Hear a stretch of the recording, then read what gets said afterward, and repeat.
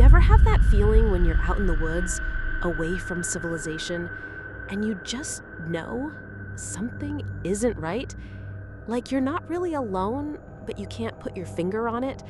Maybe it's the wind, maybe it's the shadows, but deep down, you feel like someone's watching you. Well, that's exactly what happened to me, and it's a feeling I'll never forget. I was 24 years old, and my best friend Ethan and I had decided to go on a weekend camping trip. We hadn't done something like this in years, but we thought it would be the perfect getaway. We wanted something simple, just us, the wilderness, and the quiet. You know, the kind of trip where you can sit around a campfire and escape everything for a while. We picked a spot in Northern California, deep in the woods, surrounded by towering trees and a small, clear lake. No cell service, no distractions, just us, nature, and hopefully a lot of relaxation. We got there around late afternoon, and the weather was perfect. Clear skies, a slight breeze, and everything felt calm. It was like a scene out of a camping ad. Everything was just perfect. Setting up camp was a breeze.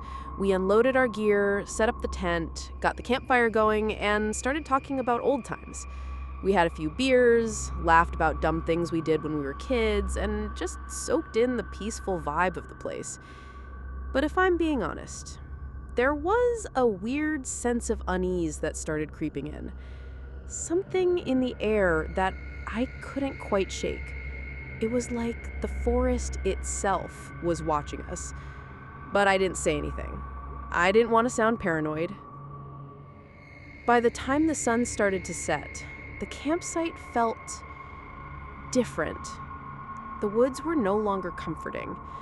They felt empty, hollow, like something was waiting to happen. As the night grew darker, we sat by the campfire, poking at the flames and talking about our plans for tomorrow. But that feeling, that eerie unease, only intensified.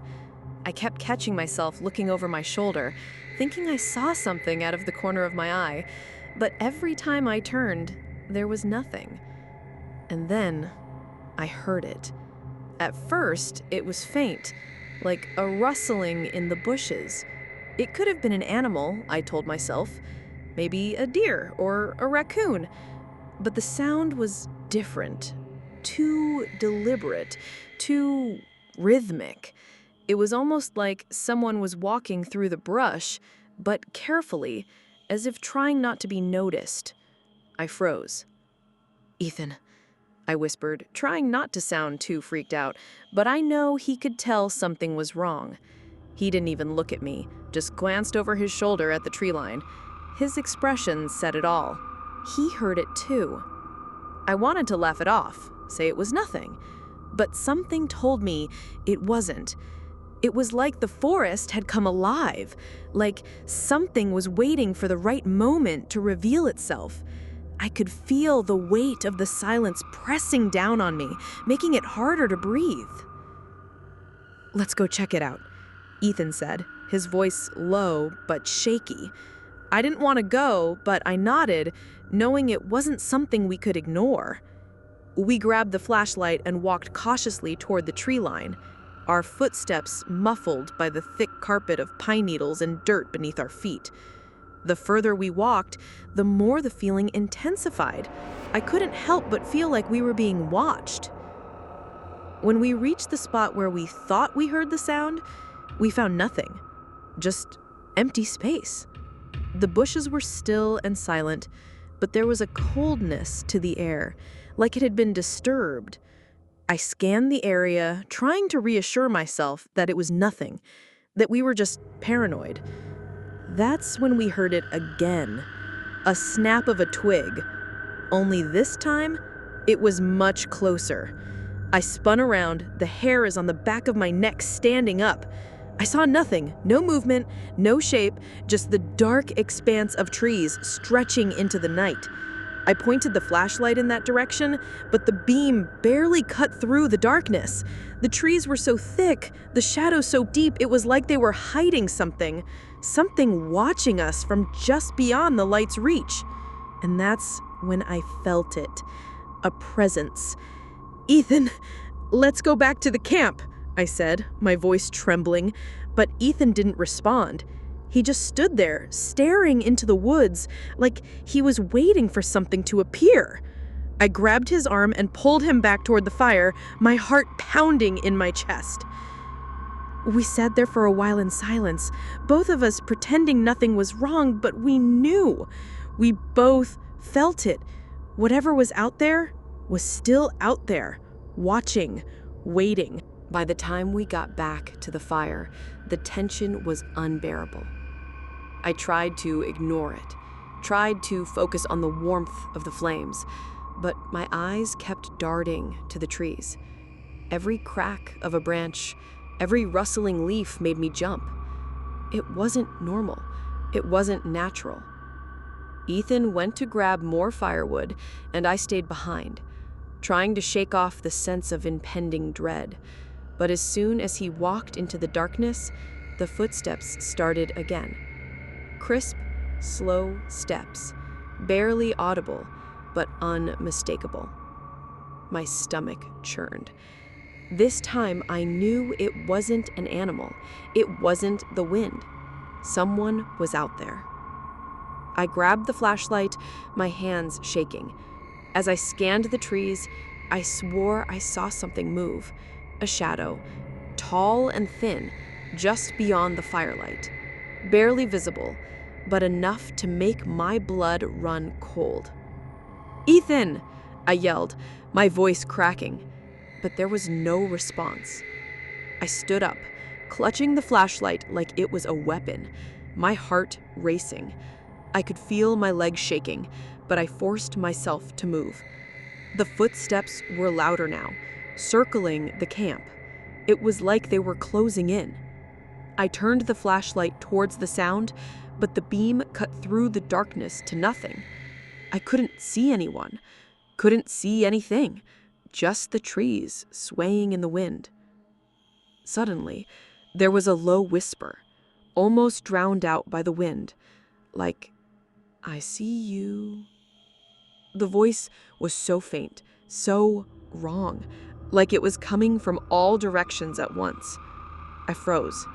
Someone was watching us, and they knew we were aware of them. I spun around, calling for Ethan again, but he was still gone. I could hear his footsteps now, coming back toward the camp, but something felt off. The air was too still. Everything was too quiet. Then, as if on cue, the whisper came again. "I see you." A figure stepped out from the shadows. At first, I thought it was Ethan, but the shape was wrong. Too tall, too thin, and the way it moved, it wasn't human. I couldn't explain it, but I knew that whatever was standing there wasn't supposed to be. I couldn't move. I couldn't speak. The figure just stood there, silent, watching us, waiting. Ethan's voice cut through the tension. "What the hell are you looking at?" I turned to him, relief flooding my chest. But when I looked back, the figure was gone, vanished into the woods without a sound, like it had never been there. We stayed in the tent the rest of the night, not daring to move. The footsteps stopped, but the air was heavy with something we couldn't explain. The next morning, we packed up and left without saying a word. We didn't even stop for breakfast. We never went camping again, and to this day, I still don't know who or what was watching us that night. Sleep well, dear. In the summer of 2022, I decided to take a break from everything. The constant noise of city life had gotten to me, and I needed to find a place where I could breathe without distraction. So I packed up my car, drove out of town, and found a remote campsite in the vast forests of Northern California. I had been to this area once before, but this time I chose a spot deeper in the woods, far from any established campgrounds. It wasn't hard to find a secluded spot. It was the perfect place for solitude. There were no other campers, no hikers, and no noise except for the whisper of the trees. It felt like the perfect escape. The first evening went by peacefully enough. The sun dipped below the horizon, and I sat by the campfire, enjoying the warmth while roasting some marshmallows. The crackling of the fire was the only sound, and the stars above were so bright it felt like I could reach out and touch them. But as the night wore on, I began to feel uneasy. At first, I dismissed it as my mind playing tricks on me. I'd been cooped up in the city for too long, and the stillness of the forest was foreign to me. The wind whispered through the pine trees, and every now and then I'd hear the rustle of leaves from an animal moving through the underbrush. But something about the sounds just didn't sit right. I shook it off and crawled into my tent for the night. I had barely closed my eyes when I heard it. The sound of footsteps, slow and deliberate, moving through the pine needles just outside my tent. I froze, my breath caught in my throat. I tried to tell myself it was just an animal, maybe a deer or a raccoon, but the footsteps were too regular, too human-like. I grabbed the flashlight from my bag and shined it out the tent flap. Nothing. The beam sliced through the darkness, illuminating only the trees and the night air. I was alone. Or at least I thought I was. For a few minutes, I tried to settle back into my sleeping bag, but my mind wouldn't let go of the feeling that something was wrong. I could still hear the faint sounds of movement, shifting in the trees just beyond the campfire's reach. It felt like someone was out there, watching, waiting for me to make the wrong move. That's when I heard the whisper. It was so quiet at first I almost thought I imagined it, but it came again, soft and barely audible, like a voice carried on the wind. My blood ran cold. It wasn't the wind.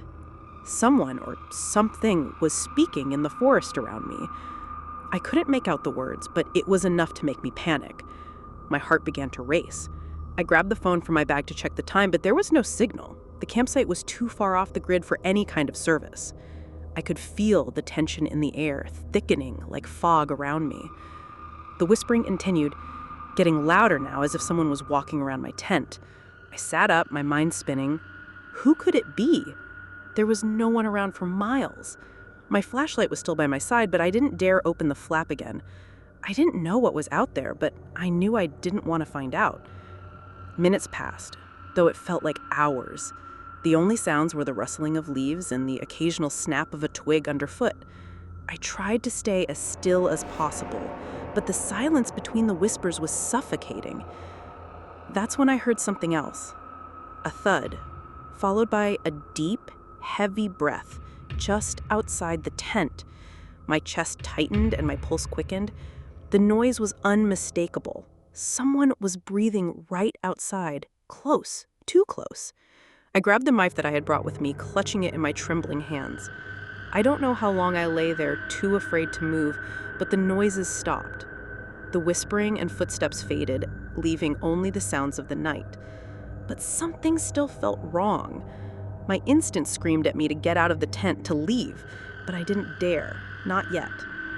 I stayed awake for what felt like an eternity, my eyes fixed on the zipper of the tent, waiting for it to move, for something to happen. But the night passed, and the only thing that changed was the growing silence around me. When the sun finally rose, I felt an overwhelming sense of relief. I was alive. I had made it through the night. But as I unzipped the tent and stepped outside, I was met with an unsettling sight. Footprints. They weren't mine.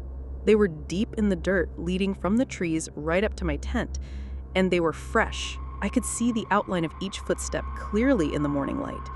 They circled my camp, stopping just in front of the tent before disappearing into the forest. Whoever or whatever had been out there was close. Too close. I packed up my things as quickly as I could, my hands shaking. I didn't even bother making breakfast. I couldn't get out of that campsite fast enough. As I drove away, the image of those footprints haunted me. How had they gotten so close without me hearing them? How long had they been watching me? To this day, I have no explanation for what happened that night. Was it just some prank by someone who knew I'd be out there alone? Or was it something more? Something that's not supposed to be in the forest with us? I haven't gone back to that campground since, and I don't think I ever will.